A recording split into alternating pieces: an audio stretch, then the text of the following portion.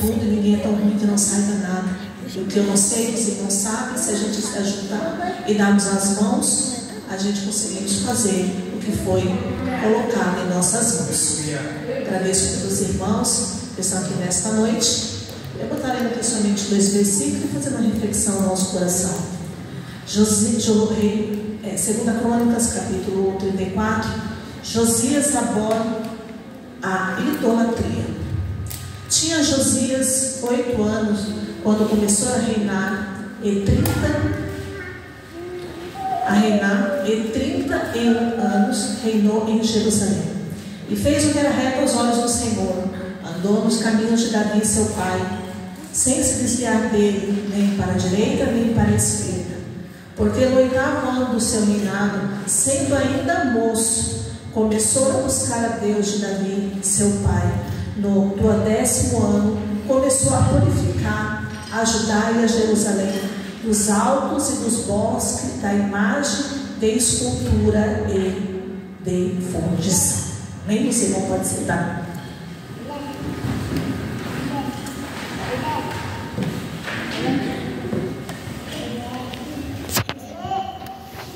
Deus continue abençoando nossa irmã Adriana. Cada vez alcançado. Às vezes a gente acha que é tão pouco, irmão, mas a gente perdemos o bom hábito de sempre estar falando das coisas boas que Deus fez em nossa vida. Se não me falha a memória, eu acho que é na África, nos países da África. Lá são 3 horas de culto, 1 hora só de testemunho. Você imagina, 1 hora testemunho, 1 hora só de adoração e depois 1 hora de palavra. Então, todos nós temos coisas que Deus fez na nossa vida. Às vezes a gente pode achar que é uma coisa tão pequena, mas serve para fortalecer a fé do nosso irmão. E não podemos deixar esse bom hábito, porque em meia caminhada a gente acabamos deixando bons hábitos por causa de pessoas que falam, mas só isso pode ser só para você, mas para o irmão pode ser algo muito grande. A irmã passou indo da 2ª vez, né? Eu passei da 6ª. Já quase chegando no número da perfeição. Reprovei tudo na subida. Já estava tirando de ponto da subida. Deixava o carro morrer no mesmo lugar. Então, o investimento foi grande. Eu falo para nós, se eu tivesse pagado a retirada de moto, de caminhão, de trem, de avião, o investimento foi alto. Ele não deixa de dirigir pontos, porque fala que é um carro muito grande, o carro. Ele fala que não deixa, né? Por causa disso. Então eu não tenho muita prática, mas eu tenho coragem. Quem quiser emprestar um carro, glória a Deus. Um dia desses aí, né? Um irmão corajoso, porque sempre tem um corajoso. Me emprestou o carro, ele do lado e mais 2 irmãos atrás. Levou embora. Não saiu muito não, porque a pressão é muito grande. Depois o irmão me emprestou de novo. Aí veio eu e ele, eu falei, mas o povo não posso. Outro dia o Eric também, para eu na casa do nosso evangelista, eu, Eric e Adriano. Falei, me dá a chave. Aí ele que toma, ele que é doido. Ele me deu a chave. Não, no meio da prática, já saí cantando pneu, aí na 18, mas chegando em casa. Então, não deu muita prática não, mas a irmandade que eles é ajudar, a coragem eu tenho, a prática eu não tenho, porque Deus ainda não preparou, mas eu sei que na hora certa, Deus vai preparar o carro e assim, eu vou adquirir a prática, tá bom? Então, parabéns, meu irmão, porque chegar lá na hora dá um medo, então eu quase cheguei no número da perfeição, tá? Mas vamos lá. Quando a gente falou de culto, de missão, estamos falando de missão. Ontem eu estava observando, ouvindo, no Zap, e o Flávio fez uma colocação muito da Bíblia para os dias que estamos vivendo. O adversário, o diabo, ele já começa a trabalhar na nossa vida, dentro da nossa casa. Ele falou que foi até um determinado lar, e houve um testemunho de uma irmã, e que dizia que ia fazer o que na igreja? Era culto de louvor, o que ela ia fazer lá? Era culto de oração, o que eu vou fazer lá? É culto de missão, o que eu vou fazer lá? Irmão, se é culto de louvor, a gente tem que ir na casa do Senhor para louvar. Se é culto de oração, a gente tem que vir para a casa do Senhor para orar. Só que aí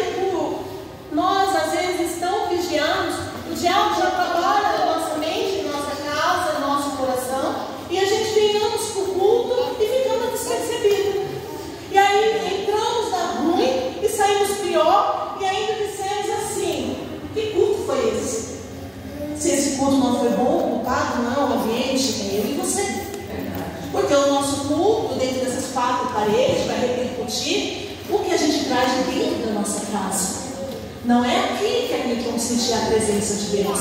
Aquele lugar para a gente se congratular uns com os outros. Aquele lugar para testemunhar, para louvarmos, para fortalecer a nossa fé, para estar em comunhão com os nossos irmãos. Mas aqui não é chegando aqui não é algo, sabe? Tem crente que pensa que não, Deus está lá, quando eu colocar o meu pezinho no pé da igreja, eu já vou receber a glória de Deus, a presença de Deus, e você não. Essa presença, essa glória, essa alegria, este prazer tem que ser na minha, na tua vida, começando lá dentro da nossa casa. Dentro da nossa casa. E aí a gente fala, o que adianta? Tem departamento de irmãs, tem o departamento das irmãs, culto de louvor, culto do grupo das irmãs, do ciclo da oração, ou grupo de louvor. Aí marcamos o culto uma vez por mês. Aí era para vir ter as irmãs cheias, de graça, cantando, adorando, exaltando, mas é só mais um culto. Tem o grupo dos varões, uma vez por mês, tem uma data, um mês, um dia do mês, para poder vir para a igreja, o culto dos varões. Mas se torna também só mais um culto. E não é diferente também com o grupo de mocidade, com o de criança, e agora mais um departamento. Culto de missão. É só mais um culto. E tinha que ser o culto. Mas isso é porque nós não trazemos este culto de dentro da nossa casa. E queremos este culto aqui, irmãos. Porque não tem graça ter um monte de departamento falido. Simplesmente porque eu creio que hoje está frio. Eu creio que todos que estão aqui gostariam de estar em casa cobertinho, porque está frio. Tem irmãos que saíram, que foram trabalhar hoje, chegaram cansados para vir para mais um culto. E não o culto. E aí, a gente olhando pelos olhos carnais, como a Verônica disse, pelos olhos carnais não tem sentido mais. Não tem sentido o departamento. Não tem sentido o grupo. Não tem sentido o culto. Não tem sentido o culto de pré-ceia. Muito menos o culto da ceia do Senhor. Não tem sentido, irmãos. Se a gente for olhar nos dias, se a gente for analisar, não precisa ser espiritual, só precisa ser um pouquinho inteligente para ver que não tem sentido. Porque nós caímos numa rotina, numa mesmíssima, num mero ritual. Os nossos cultos é um ritual. A nossa Santa Ceia é um ritual ainda para condenação. Para condenação. Estamos indo a passos largos, não para o céu. Não para o céu. Estamos nos tornando um povo morno, religioso, cheio de conceitos bíblicos, mas não saímos do lugar. E aí, quando falou culto de missão, até os que dizem que se proporcionaram fazer parte do departamento, também não estão. Misericórdia. E se pode ver que não veio porque está com preguiça, porque está frio. Pode ter certeza que não aconteceu nada grave. Ainda tem uns que ainda falam assim, eu não fui ainda ri, que estava frio. Então, de uma certa forma, debochando. Só que quem debocha, só que não está debochando de liderança, nem de pastor, nem de diabo, está aqui debochando de Deus. Está brincando com as coisas de Deus. E quem brinca com fogo é só uma questão de tempo para se queimar. E ele é fogo que consome. Deus te ama. Aleluia. Tem muitos que brincam, levam na brincadeira. Mas no domingo, no final do culto, tinha umas irmãs perto de mim e a irmã está debochando. E eu fiquei observando o deboche. Vai debochando, vai chegar aquele grande dia que vai ter que prestar conta diante do Todo-Poderoso, tirando a caneta aqui. E aí, quando se falou em culto de missão, eu falei assim, eu vou pegar o playlist, ninguém quer ir. Orar, irmão, ser intercessor, ninguém quer, porque é doente ser intercessor. É um dos dons mais espinhosos em intercessão. Porque quem tem esse dom carrega uma carga muito pesada sobre a vida dele. Tem que ser alguém muito vigilante. E contribuir. Eu contribuo com 20 reais. Glória a Deus, cada um ganha 20 reais, bênção. Mas eu estou falando daqueles que falam, eu não vou, mas eu vou ser um patrocinador da obra. Estou falando nesse sentido. Porque 5 reais, 2 reais de todo o coração é bem-vindo, porque de pouco em pouco, às vezes você pode achar, eu não tenho muito, mas dê o seu melhor dentro das suas condições, enquanto não chega muito do Senhor sobre a tua verdade. Porque tem pessoas que falam, mas vai fazer diferente? Não, dê o seu pouco, é o seu melhor, dê o seu pouco, dê o seu melhor, em todas as áreas, financeiramente, espiritualmente, até que quando chegar o melhor de Deus sobre a tua vida, você vai poder dar com abundância. E aí o Senhor pegou e me trouxe, eu estava lendo sobre, já tem uns dias que eu tenho um livro sobre avivamento, reavivamento, porque nós já fomos um povo avivado, mas estamos precisando de um reavivamento urgentemente. Nós, aqui Tratando Vida, não, a igreja brasileira, no contexto geral. E aí eu me trouxe aqui, Deus me trouxe aqui ao rei Josias. O rei Josias, filho de Amon, seu avô Manassés. A Bíblia vai relatar que Manassés foi um dos piores reis de Israel. Houve um rei perverso que oprimiu o povo, matava as crianças, sacrificava, colocava fogo nas crianças, para que a terra fosse próspera, para que tivesse chuva, para que a colheita fosse basta. E ali, o seu pai também foi um rei mau de Israel. Mas mesmo assim, nesse período de reis, de pai, de filho tão ruim, avós, surge o rei Josias. O menino que foi levado ao trono com 8 anos de idade. Uma criança que foi nomeada rei de Judá com apenas 8 anos de idade. E Judá, Jerusalém, estava totalmente destruída. A idolatria tinha tomado conta daquela época. Os seus templos, os templos que eram um lugar de adoração ao Senhor, estava cheio de ídolos, cheio de idolatrias. Faziam-se sacrifício dentro do templo do Senhor. O povo havia se afastado de Deus. O povo estava com o coração duro para com Deus. O povo não se preocupava mais com os pobres, com as viúvas, com os desamparados. O povo, ele estava indo de mal a pior, em meio à corrupção, à miséria, à destruição, à idolatria, ao paganismo. As suas crianças sofriam porque os pais estavam tão voltados para a idolatria que ofereciam os seus próprios filhos, que para eles não era um sacrifício, era um prazer fazer sacrifício com seus filhos, entregar para Baal para ser queimados. E não é diferente nos dias de hoje.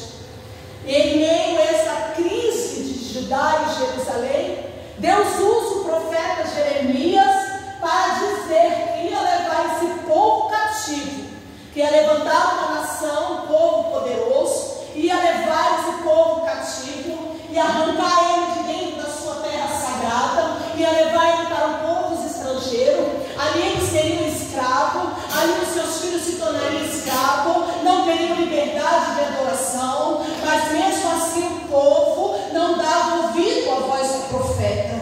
E aí, se a gente for dar uma análise, dar uma estudada, Deus, no período de 200 anos, tentou alertar o meu povo: se vocês não se arrepender, se vocês não voltar para a minha presença, se você não arrancar os seus deuses, os seus ídolos, e não voltar, e não restituir o verdadeiro culto, vou eu levar, eu Todo-Poderoso, vou levar vocês castigo e vou destruir a sua cidade, o seu templo, a sua casa. Os seus filhos serão escravos, as suas mulheres serão escravos. Vocês não terão liberdade de adoração, de adorar o Senhor. Mas mesmo assim o povo não deu ouvido. E não é diferente também nos dias de hoje. Oséias vai dizer que Deus tem uma contenda com o morador desta terra. Deus tem uma contenda grande com o povo de Deus aqui na terra. Porque nós dizemos nossa, quando a igreja, quanto o crente não. As nossas igrejas, elas estão inchadas e não crescendo. A gente vê muito movimento. Movimento não é cristianismo. Movimento não é presença de Deus. E aí, nesse período que Judá e Jerusalém estavam vivendo, Deus levanta um menino, uma criança de 8 anos de idade, e colocou no trono para reinar Judá. E o texto vai nos dizendo que quando ele chegou dentro do palácio e ele começou a observar, com 8 anos, aos 16 anos, ele mesmo, olhando toda aquela idolatria, toda aquela destruição, todo aquele sacrifício, todos aqueles cultos a Baals, ele pegou e assentou no coração de buscar o Senhor com todo o seu coração, com toda a sua alma, com todo o seu entendimento. E aí o texto vai nos dizendo que com 16 anos ele começa a fazer um concerto. Só que ele não vai fazer um concerto na vida de A, nem de B, nem na vida de C. Ele começou primeiro a fazer um concerto na vida dele. E o que está precisando nos dias de hoje, irmãos, nos dias atuais, nós temos uma grande facilidade de transferir as nossas responsabilidades para A, para B, para mulher, para filho, para pastor, para liderança, para bairro, para emprego. Não. Estamos necessitando urgentemente de cada um voltar-se para si mesmo e fazer um concerto urgentemente.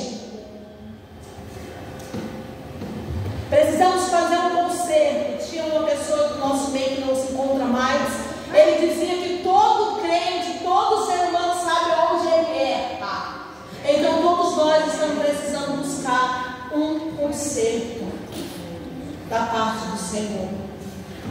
Porque avivamento não é barulho, não é movimento, não é línguas estranhas. Avivamento é parecido com o que aconteceu lá em Atos capítulo 2, quando os apóstolos, discípulos pregavam e multidões de pessoas se agregavam a Cristo. Esse texto vai dizer que todos os dias almas se rendiam ao Senhor. Então não adianta a gente dizer que é um povo avivado, sendo que os frutos não testificam esse avivamento. E aos 16 anos ele assentou no coração dele fazer um concerto com ele mesmo. E logo em seguida ele começou a fazer um concerto em sua casa. E começou a arrancar os ídolos, começou a arrancar a idolatria, começou a arrancar tudo que tinha, tudo que desagradava ao Senhor. Então é tempo de eu começar na minha vida, na minha casa, no meio dos meus, você, na sua vida, na tua casa, no meio dos seus. É tempo de arrancar os balaíns, é tempo de arrancar a idolatria, é tempo de arrancar tudo que tem desagradado ao Senhor. É necessário fazermos um concerto, porque ainda dá tempo, porque a profecia que o profeta Jeremias disse que iria fazer foi adiado por causa do rei Josias, que assentou no coração dele, se assentou a fazer um concerto na vida dele, e através da vida dele fez um concerto na tua casa, através da vida dele fez um concerto em Judá, através da vida dele fez um concerto em Jerusalém. E o mal que estava para vir foi adiado por amor ao rei Josias. Porque após a sua morte, não muitos tempos depois, o mal chegou. Então aqui Josias, ele tinha apenas 8 anos, com 16 anos, ele assentou no coração dele a fazer esse concerto. E como se faz concerto, irmão? Não tem como fazer concerto sem, primeiramente, confissão de pecado. E não basta somente confessar, irmão. Tem que deixar. E talvez você nessa noite você vai falar, mas eu não tenho nada para confessar.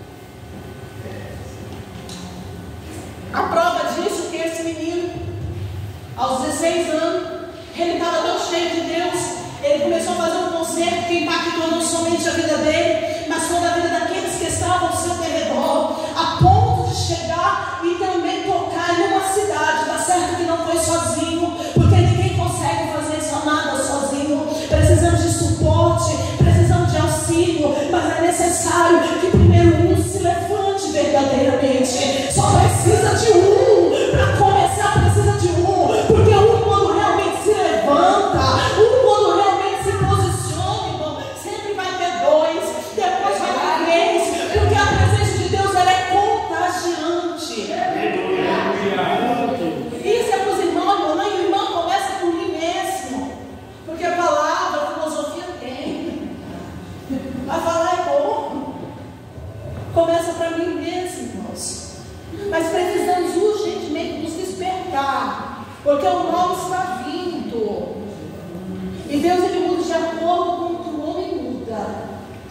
Se Deus disser que vai fazer o mal a tal povo, a tal nação, e esse povo se arrepender, Deus também se arrepende. Se Deus disser que vai abençoar, que vai bradar, que vai fazer grandes coisas, mas se esse povo também não proceder da maneira correta, o bem que ele ia fazer, ele muda, e o mal que ele volta, ele vai fazer no lugar do bem. Então Deus ele trabalha em cima da minha e da tua escolha.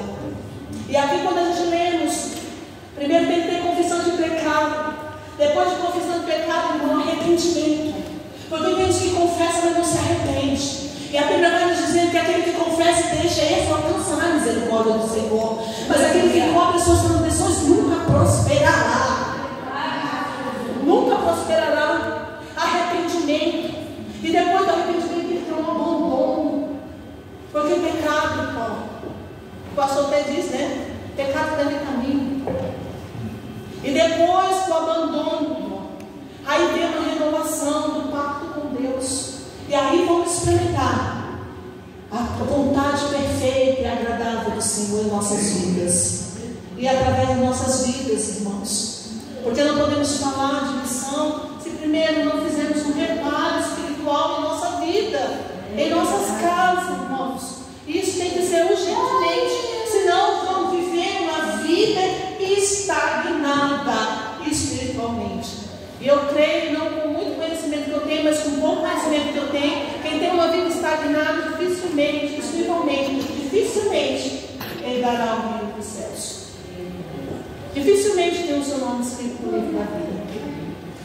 E aí quando fala aqui sobre reavivamento, nós precisamos, e o interessante é que nesse texto, no mesmo capítulo, no verso 15, quando o rei Josias manda 3 homens, e um deles, o sacerdote Ilquias, para o templo, e lá ele encontra o livro da lei, capítulo 35, resumindo. Eu quero ficar um pouquinho na sua frente, é só uma introdução, para poder trazer a reflexão ao coração dos irmãos. E no capítulo 35, o sacerdote Ilquias, ele vai até o templo. Estava tudo saqueado, todo bagunçado, porque o povo já não dava mais valor para o templo. O povo já não tinha mais o templo como sagrado. O povo não estava nem aí mais para a casa de Deus. O povo não estava mais nem aí para as programações da casa de Deus. E não é assim nos dias de hoje. Verdade. O templo estava abandonado, estava largado. E quando eles apareciam dentro do templo, era para oferecer sacrifício oculto aos seus deuses. Aí aqui nesta noite eu pergunto, será que todos nós que estamos aqui em nome de um único Deus? Será que o meu Deus e o seu Deus é o mesmo Deus? Porque se eu e você estivéssemos aqui nesta noite, ligados num só Deus, no único Deus, que é o Deus de Abraão, Isaac e Jacó, Deus Elohim, El Shaddai, Adonai, o grande eu sou, se todos nós estivéssemos aqui e servíssemos o único Deus, e estivéssemos oferecendo culto verdadeiro a este único Deus, não precisava de muita gente, só a quantia que estava aqui nesta noite, seria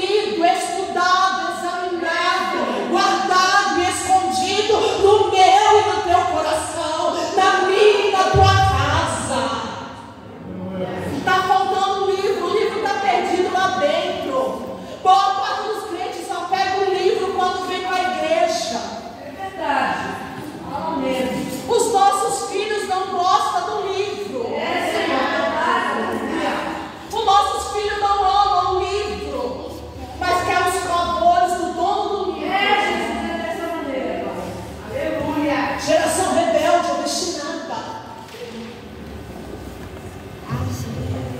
O livro não é bem-vindo nas nossas casas, a não ser quando é para abençoar, quando é para nos honrar, quando é para trabalhar em nosso favor, quando é para nos levar para o céu. Agora, quando ele nos contraria, ele não é bem-vindo em nossas vidas. O livro está perdido, irmão. Precisamos achar o livro gentilmente. Aí tem muito crente que lê um capítulo, 2 capítulos, 3 capítulos, lê a Bíblia em 5 horas, em 6 meses, já leu 2 vezes, 3 vezes, 4 vezes, mas esqueceu que o segredo é medita no livro na lei deste livro, de dia e de noite. Estamos faltando meditar no livro do Senhor, para que andamos prudentemente nesta terra. Tem muitas pessoas que conhecem de forma muitos versos, muitos textos, leem 20 capítulos, leem 15 capítulos, 10 por dia, mas o segredo, irmão, se não houver uma meditação, é só acúmulo de conhecimento, e acúmulo de conhecimento não nos torna cristãos, acúmulo de conhecimento não nos torna, irmão, espiritual. O que faz eu e você ser um cristão, ser espiritual, é meditar no livro desta lei de dia e de noite.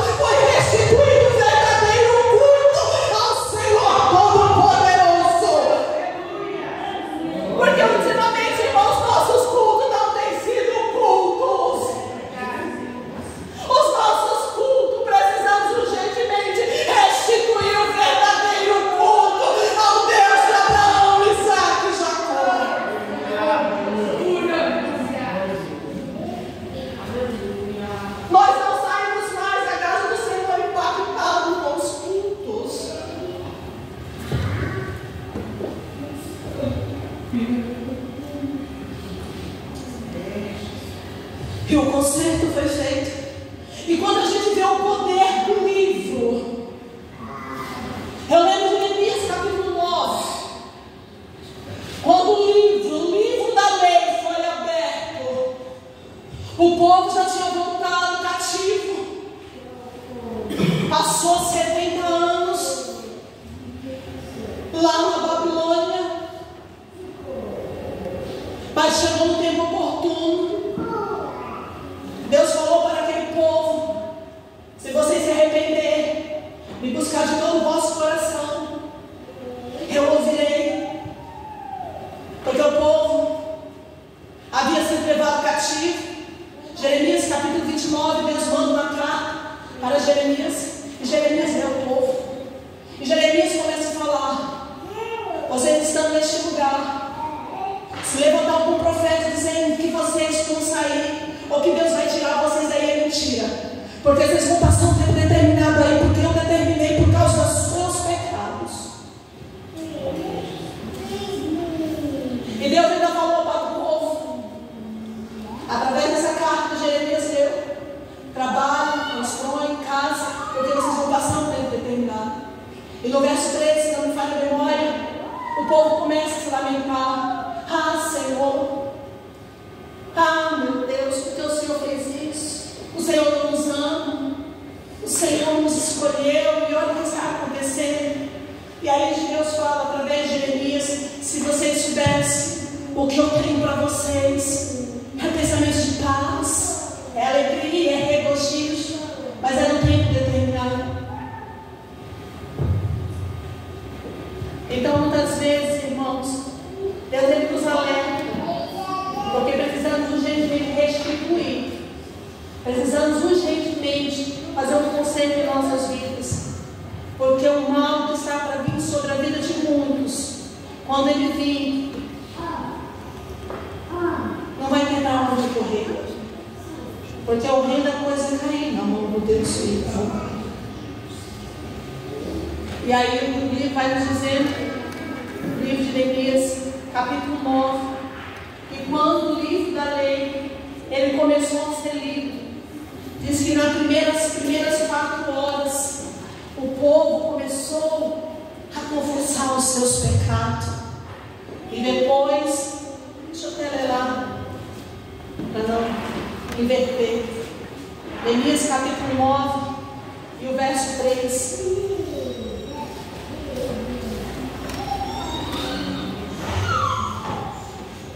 Que diz assim: e levantando-se do seu posto, eu vou ler primeiro, e no dia 24 deste mês, se juntaram os filhos de Israel com jejum e com pano de saco, e traziam terra sobre si, e a geração de Israel se apartou de todos os estranhos, e puseram-se em pé e fizeram confissão dos seus pecados e das iniquidades dos seus pais. O interessante é que eles se colocaram de pé e fizeram confissão dos seus. Tem que ter coragem.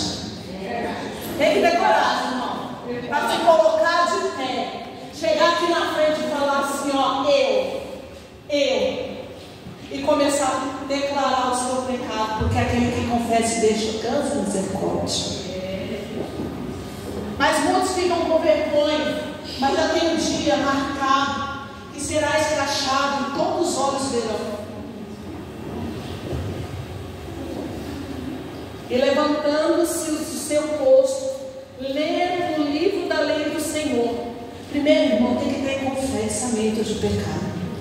Depois começaram a ler o livro da lei do Senhor, seu Deus. Uma 4ª parte do dia e na outra 4ª parte fizeram a confissão. Ou seja, as primeiras 4 horas começaram a confessar os seus pecados. Depois passaram 4 horas lendo o livro. E depois sim, houve uma verdadeira adoração.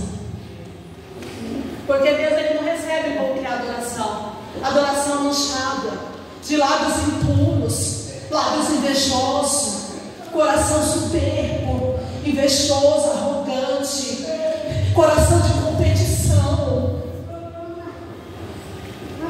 Deus ele não recebe qualquer adoração. Os balaínos, os deuses estranhos recebem qualquer coisa, mas o Todo-Poderoso ele não recebe de qualquer coisa, de qualquer maneira. E a melhor adoração não é o glória, o aleluia que sai da minha boca, é a minha e a tua vida, o meu e o teu proceder, que vai declarar se realmente nós somos os verdadeiros adoradores ao Senhor. Aleluia. E aí a gente vê o poder, irmão, e a necessidade urgente de uma reforma espiritual no nosso meio, na minha vida e na tua vida. E não vem dizer, irmão, que está tudo bem, porque não está. Nós estamos vendo que não está nada bem. Não está. E aí a gente tem, e foi restituído a verdadeiro culto ao Senhor e adoração. E através do rei Josias foi restituído essa adoração, este verdadeiro culto. É só um resumo, irmãos. E quando a gente vê a vida do rei Josias, aos 8 anos ele se tornou rei, aos 16 anos começou a buscar ao Senhor, e aos 20 anos, toda Jerusalém, toda Judá tinha voltado ao Deus Todo-Poderoso. E quando a gente fala de reforma, irmãos, a gente não vai, quando a gente fala, mas é tão longe, Mas aí a gente pode trazer um pouquinho. Jesus, ele quando veio aqui na terra, ele veio fazer uma reforma. Jesus, ele não veio trazer o cristianismo. Jesus nunca se nomeou um cristão. O cristão não veio trazer uma nova religião. Jesus, ele veio cumprir a lei. Quem chamou Jesus, os cristãos de cristão, não foi Jesus que nomeou. Foi os povos que via e olhava naquele grupo, os discípulos pareciam com Jesus e o chamavam de cristão, seguidor de Jesus. Jesus, ele fez uma reforma, porque o livro havia se perdido. O povo tinha se tornado, os que tinham o poder do livro, tinha se tornado uns fariseus, saduceus. E talvez não é diferente, talvez não é diferente como nos dias atuais. Depois no livro de Atos, capítulo 11, 26, ali foi quando foi a primeira vez que o povo, os discípulos foram chamados de cristão. Paulo também falou de uma reforma, tanto para a igreja de Corinto como para a igreja de Colossos. Um dos exemplos é quando Paulo lia a carta de 1 aos Coríntios, capítulo 13, que fala ali dos dons, acerca dos dons de tanta diversidade, mas estava faltando o amor.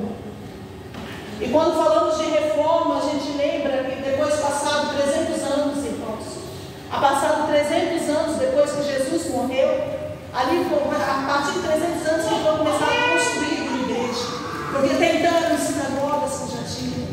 E ali começou novamente a se corromper. Os primeiros 300 anos da igreja primitiva era uma igreja pura, uma igreja genuína, uma igreja verdadeira, a ponto que nós lemos, louvamos, que quanto mais o povo professava a fé em Cristo, mais o marcha era sobre a vida deles. A Bíblia vai nos dizendo, livros vão nos dizendo, vai relatando a história, que a igreja na época primitiva, ela crescia sendo regrada pelo sangue dos justos, pelo sangue da igreja, pelo sangue dos santos. Diz que as ruas de Jerusalém, elas desciam sangue, lavavam as ruas, mas quanto mais crentes morriam, mais crente crescia. Quanto mais crentes morriam, mais crentes surgiam. Quanto mais pessoas morriam, mais pessoas se agregavam a Cristo. Ou seja, perseguição não mata crente. E aí quando a gente olha após 300 anos, passando por 400 anos, entre o período do século IV, do século III ao século IV, levanta um grande homem, um dos pais da igreja. Se a gente for falar do pai das igrejas, tem muitos, mas um deles é Agostinho, que já começa a apontar dizendo que a igreja precisava de uma reforma, que a igreja precisava de uma reforma urgentemente.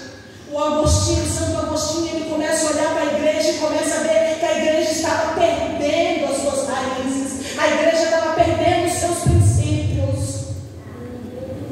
E aí, passando com o tempo, a gente vai vendo que do século III e do século IV até chegou o século XIV, mais ou menos no período de 1500, aparece Lutero, aparece Calvino, aparece John Hus, aparece Wycliffe. Homens que deram suporte. Foi aonde também eles começaram a apontar e viu que a igreja necessitava de uma reforma urgentemente. Foi quando Lutero levantou as 95 teses, e ali começou a igreja a ser perseguida novamente.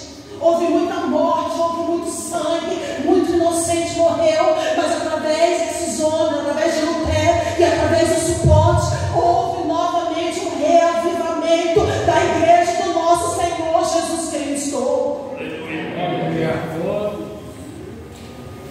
Mas não demorou muito, o povo começou de novo a se direitar, a sair fora do caminho.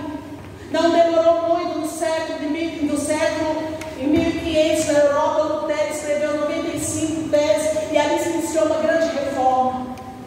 Mas não demorou muito, porque no século XVIII, em 1738, o Evangelho já tinha novamente se corrompido. E aí, quando chega na Inglaterra, a gente lembramos daquele homem, John Wesley, que ele começou a pregar. O pai dele era o presbítero da igreja anglicana, e até então ele também foi consagrado muito jovem, como diácono, e ele foi até a Europa. Quando chegou ali nos Estados Unidos, começou a olhar uma visão diferente, um evangelho diferente, um evangelho que ia até as portas, que pregava, que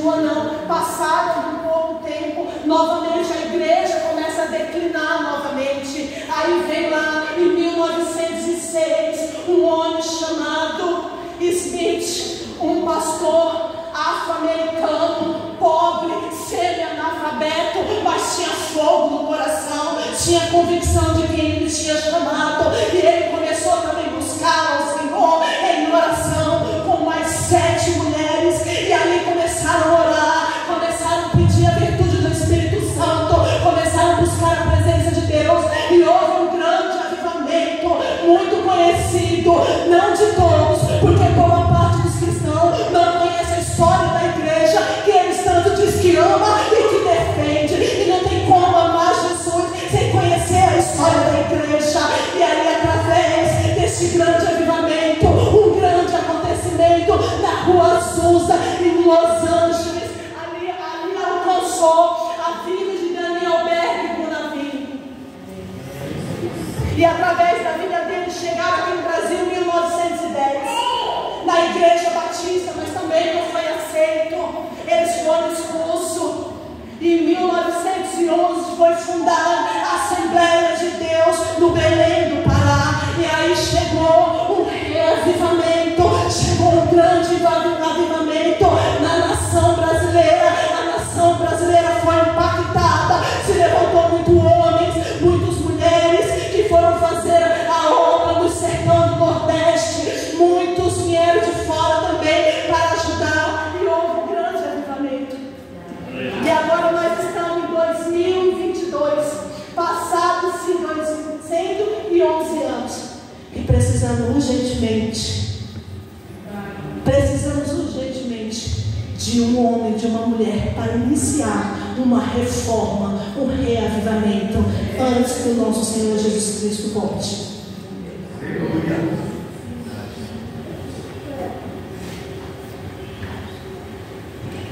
Esse texto é muito grande, muito vasto, mas fiquem com essa mensagem no coração, que de tempo em tempo é necessário uma reforma espiritual.